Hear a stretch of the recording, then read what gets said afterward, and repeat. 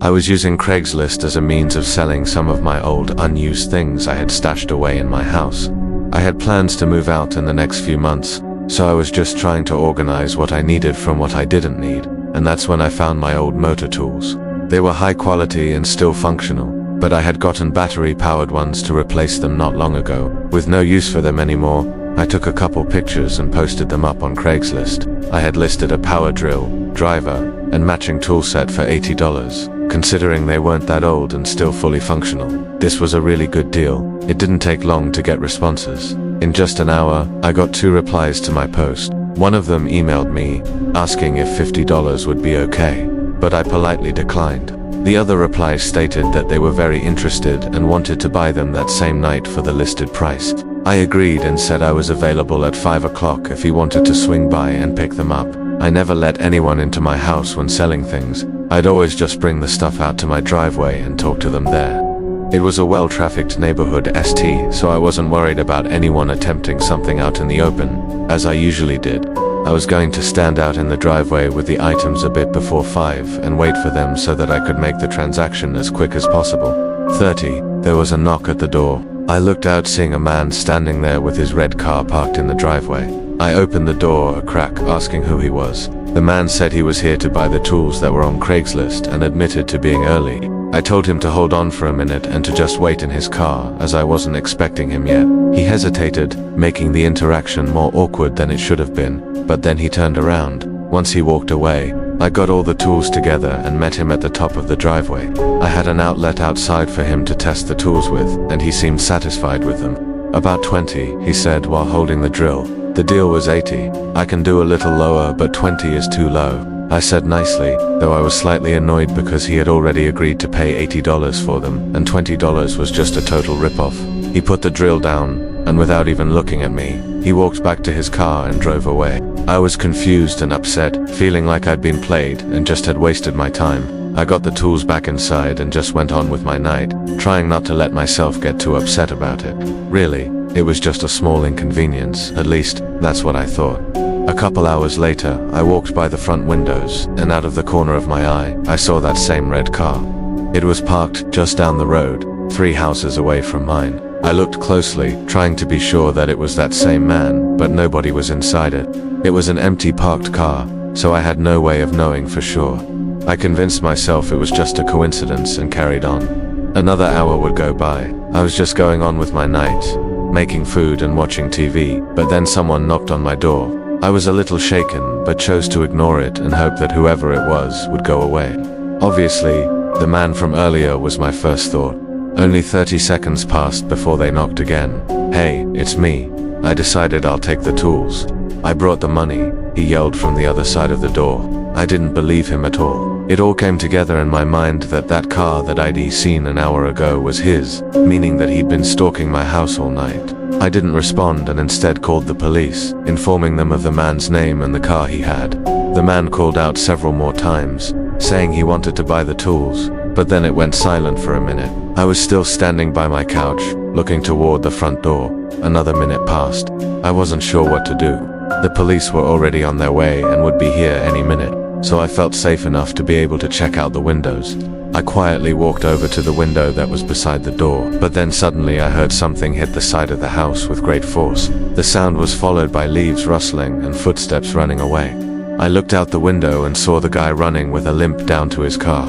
The police turned in at the perfect time though, stopping him halfway. It surprised me to hear that the man admitted to a lot. He said he planned on robbing me, but I wouldn't let him into the house, which complicated things for him. Additionally, he tried climbing the tree on the side of my house and jumping onto the roof, but he missed, hitting the side and falling on his leg. The thing is though, he was armed with a knife, and the roof he tried to jump on was just under my second-story window, which after checking was unlocked. So if he had made the jump, he actually would have gotten inside. He claimed it was just an attempted robbery, but claims are just that. I stopped using Craigslist, and even to this day I lock every single window in my house, even the ones that I think are unreachable. I used Craigslist many years ago to find a room for rent. I was looking for a house to stay at and be able to split rent with a roommate or roommates. It took maybe a week to find a place that was suitable for me and several phone calls with the owner before I was ready to move in. The owner, who was to be my roommate, Seemed like a really normal, nice guy who was similar in age as me. He told me all about the place and what to expect, and I also felt like we connected well. With everything seeming perfect, I was getting really excited. I didn't have much to move, so I packed it all up and stuffed it in the trunk of my car, and in just a few days I drove out 30 minutes to my soon-to-be home. It was located outside of the main town and in more of a woodsy terrain. It had a long driveway leading far from the road. Pulling in though, it was not as I'd expected. It was a very old wooden home. I knew it was passed down from his parents, but this place looked to be at least 100 years old. The pictures of the inside that I'd seen on Craigslist looked to be fairly modern, so I assumed they had to have done some pretty big renovations. I left everything in my car as I went up to the door and knocked. Aaron, the owner, came and showed me around. While the outside was not so impressive, the inside was the opposite. Very well maintained, clean, and definitely had been renovated not long ago. I was really happy with everything and moved my things in that night. Several days went by with no issues. It didn't even feel like I'd found this place on Craigslist. It felt like I was just living with a friend. Aaron worked in town though, so he was gone most of the time, and I worked from home, so I got to have the whole house myself. Well, not the whole house. There was one door that was always locked. It wasn't any of my business, and I knew that, so I never brought it up with Aaron, but it still got me wondering. It was almost definitely the basement door, but this was odd because he said the house was a one-story home, not mentioning anything about having a basement. Another couple days went by before something happened. Aaron brought home some fast food for dinner and then went to bed early because he had work the next day. I stayed up a while longer, then did the same. Laying in bed, though, I had trouble falling asleep. There wasn't any reason for this. It was just one of those nights. But after a while, I heard Aaron's bedroom door open. I was listening because there was nothing else to do, but no sounds came. I waited a whole 2 or 3 minutes before he started walking slowly down the hall towards my door. Just as he was passing, though, he stopped. I heard the floorboards creak, followed by the door thump softly, as if he was pressing up against it. He stayed there behind the door for a while. I don't even know how long, but then he walked away. Not back toward his room, but the other way, toward the main hallway. Then a door opened and closed. I didn't know what to think. It was really weird and creepy. But also, I'd known Aaron for a while now and didn't see him as a weird person. But what was he doing? And where did he go? I stayed awake as long as I could, waiting to hear him come back, but he never did. Over the next few nights, I noticed a pattern. Every time I would go to bed, about 30 minutes later, Aaron would open his door, stand still for a minute, then walk to my door, stand still again, then leave and go into the locked door. He never slept in his room. He always slept somewhere behind the weird locked door. What made it so creepy was that he was trying so hard to keep a secret from me. I decided one night that I was going to figure this all out, because I was beginning to feel unsafe.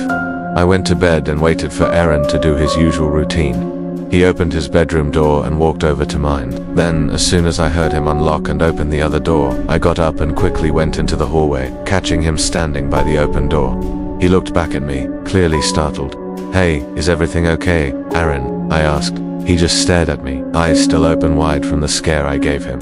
"Why do you keep going to that door every night?" I broke the silence, getting impatient. We were standing on opposite sides of the long, dark hallway, but I could sense that something was wrong with him. We stared at each other still, and I took a step closer. "Aaron." As soon as I spoke his name, he ran around the corner and straight to the back door, opening it and continuing to run for the trees. I looked out the back door, seeing him disappear into the dark woods. I was shaking, horrified at what just happened. I have no words to describe the unknown thoughts running through my head. I closed the back door, then grabbed a knife from the kitchen and walked over to the door Aaron had opened. It was in fact a basement, but there was no light switch and it clearly had not been renovated like the rest of the house. The walls were old, decaying wood. I debated whether or not to go down. I was so intrigued and curious, but terrified as well. The longer I stood there, the more afraid I became. I turned and ran back to my room, packed everything I could into 2 suitcases, stuffed them in my car, and drove away, never looking back. I never talked to Aaron again, and he never tried to contact me either. I didn't know what was going on with him or what he was doing in that house, but I didn't want to be involved. After a while, I forgot about it, but almost 5 years later, I found myself wondering about it again. I looked up the house online and found some strange things. It had been torn down years ago. There was an article from 5 years ago, just a few months after I left, stating that the house was abandoned to me. This meant that when Aaron ran away that night, he never came back. I kept reading, and it stated that the house was torn down due to what they described as criminal findings. It didn't go into any more detail about what those criminal findings were. This really had me shaken up for a few weeks. Things like this probably wouldn't happen nowadays, but you can never be too careful. I'm a 25-year-old male, and this happened to me 3 years ago. I had just signed a lease for a small house in the town I lived in. Having been living in an apartment for a few years, I didn't have a lot of furniture or large house decorations to fill the space in my rental. While I had a decent-sized couch and TV stand, I only had a mini TV that I wanted to put up in my bedroom since it was so small. Not having a ton of money to work with though, I took to Craigslist to find a larger TV for the living room. I found a few nice flat-screen TVs listed on the site. They were all over my budget though, and honestly, a lot nicer than I actually needed. I just wanted a large TV to fill the space in my living room. I didn't actually care about the quality of the picture on the TV. Anyway, I finally found one that seemed to work with what I needed. It was cheap, large, and was said to be in working condition. It was an old flat-screen TV from probably 10 years ago. Compared to today, they aren't even considered flat screens anymore, as they're usually 3 to 4 inches thick and really heavy. I sent the owner an email and continued with my search. Finding nothing else worth looking into, I just hoped for the best with that one TV.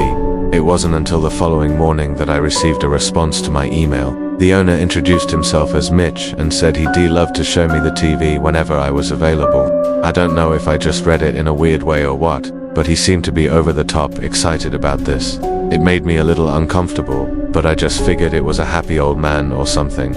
I said I could do any day this week after I got off work at 6, and Mitch said tomorrow at 6:30 would be perfect for him, leaving his address at the bottom of the email, along with a Google Calendar invite to an event labeled as Craigslist TV. I accepted it, though I wasn't really sure what the purpose of it was, and it was definitely not a normal thing people do, but it didn't affect me in any way. I got my truck emptied out, and the next day I went to work, then went straight to his address afterwards. It was dark out by now, and when I pulled into his driveway, I saw all the lights were on inside. I checked one last time to make sure I had all the cash on hand, then got out of my truck and went to the front door. Walking up, I could see that the front door was partially open. There was no screen door or anything, just one main door. Thinking it was left open for me, I leaned over and peeked inside, but didn't see anyone, so I rang the doorbell. Right when the bell rang, I heard something drop on the far end of the house. Then it went quiet. There was something about that noise that made me start getting nervous. After a moment, I decided I had a bad feeling about this, and was just going to leave. But then footsteps came from behind the door, which then opened slightly wider, revealing a man. "Need something," he said, half his body still behind the door. "Oh yeah, I was here to look at your TV. We scheduled for 6:30 today." The man looked at me for a second. Alright. He opened the door completely and let me inside. I will say, at that moment I knew something was wrong. He wasn't acting at all like he was in the emails. I expected a happy old man, not a large, grumpy, middle-aged dude. But I was already inside by the time all the alarms were going off in my head. The TV was in the room right next to the door, so he stood there while I looked at it. "Yeah, this looks good. I'll take it," I said, not even knowing if it worked or not. But I wanted to get this over with quickly. I held out the money. He looked at it for a moment, then back at me. He reached out and took it, then shoved it in his pocket. And without giving me any time to react, he grabbed me by the shoulder and shoved me back towards the door, yelling at me to leave. I didn't argue. I sprinted out to my truck and drove away. Not long after, I pulled to the side and called the police to let them know I'd been robbed the whole time. I was just thinking about how stupid they were, meeting me at their own house, robbing me and letting me go, knowing that I knew where they lived. But when the police got to the house and called me back, I was in complete shock hearing what they told me. Over that week though, things became more clear. The man I met at the house was not Mitch. Mitch, the owner of the house, was found unconscious in the kitchen. Thankfully he survived, though he had some pretty bad injuries. The man I met at the door was another customer Mitch was meeting from Craigslist to pick up some kitchenware he was also selling. He ended up beating and robbing Mitch, likely just minutes before I showed up. What's even crazier is that Mitch had sent that man a Google Calendar invite as well, and the man accepted it, probably unknowing that it showed his email, which just so happened to be his first and last name. He was caught within a few days. During this whole case, I got to actually meet Mitch, and he was indeed a happy old man, even despite what happened to him.